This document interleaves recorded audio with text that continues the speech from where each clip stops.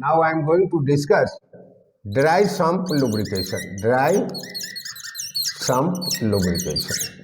In the last lectures, we have already explained the mist or charged lubrication and wet sump lubrication also. In dry lubrication, basically, see here, working of wet sump lubrication and dry sump lubrication is almost the same, but difference is this position of the sump. Position of the sump is position of sump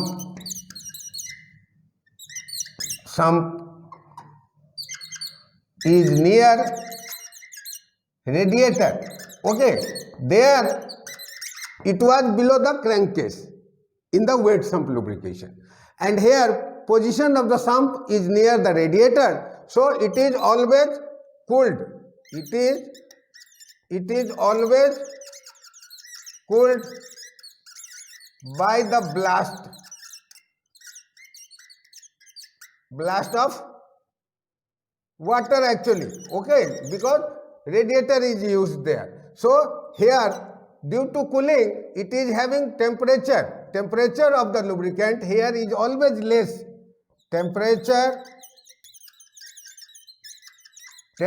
of lubricant is always less due to cooling. Hence, thinner lubricant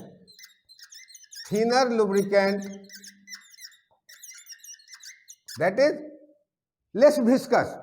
Thinner lubricant means less viscous. Thinner lubricant can be used. Okay, it is sprayed by the pump. Okay, fuel pump at 2 to 8 bar pressure. Okay, that is the advantage, because thinner lubricant can be used, that is less viscous. Okay, that is the advantage of. Difference between dry sump and wet sump is, wet sump lubricating oil, sump is below crankcase, here it is below near the radiator. Okay, so due to near radiator, it is always cooled by the blast of water, so temperature of the lubricating oil is always here less. Due to that one, thinner lubricants can be used. Pressure will be near about 2 to 8 bar pressure, that is dry sump lubrication. So let us see the diagram.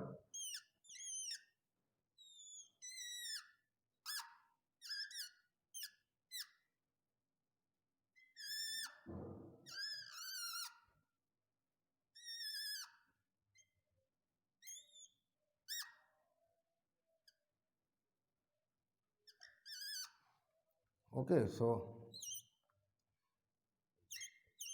this is basically sump. Okay, here it will be bypass filter.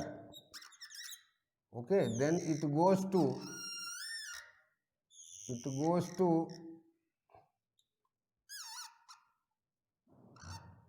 tank.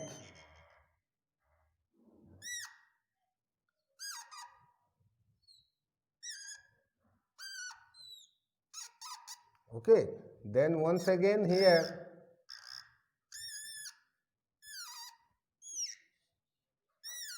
pressure releases,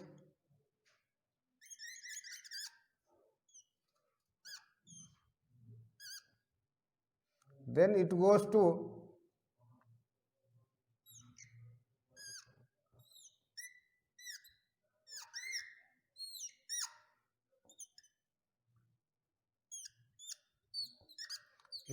the bearing part. Here it is pressure relief valve. This is oil tank. Okay, here we can use, that is oil pump. Okay, so from here we can use the filter also, or we can call it as a strainer, and then goes to like this.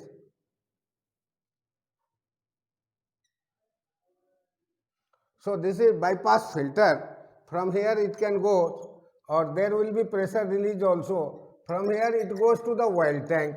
From oil tank, due to oil pump, it goes to the bearing, and here also bypass filter is there, that pressure relief valve. Okay, that is for vent. Okay, so that is this one.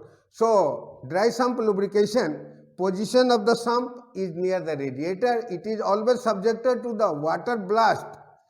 So temperature of the dry sump lubricant is always less than the temperature of wet sump lubrication. Okay, so thinner material means less viscous fluid can be used here. That is the greatest advantage of this dry sump lubrication. Pressure, injecting pressure will be near about 2 to 8 bars. Okay, so schematic diagram I have shown. See, this is the sump level, and through the strainer it goes to bypass filter. Okay, and from this it goes to the oil tank. From oil tank it goes to the pump. Through the oil pump it goes to the bearing, and from bearing it lubrication work is done. Okay, and once again the lubrication work is done here. So this way I have completed dry sump lubrication. We have already discussed mixed lubrication. That one was for 2-stroke petrol engine. Another one was wet sump lubrication. That also we have discussed, that is for 4-stroke moderate speed lubrication. That difference between dry sump and wet sump lubrication is, in wet sump lubrication, sump is near crankcase. In the dry sump lubrication, it is near the radiator. Here thinner material can be used. That is the greatest advantage of this dry sump lubrication. Okay, and the schematic diagram also I have given here. From here it goes like this oil tank. From oil tank it goes to the bearing by the oil pump. Okay, rest of the thing I will discuss in next class. Thank you.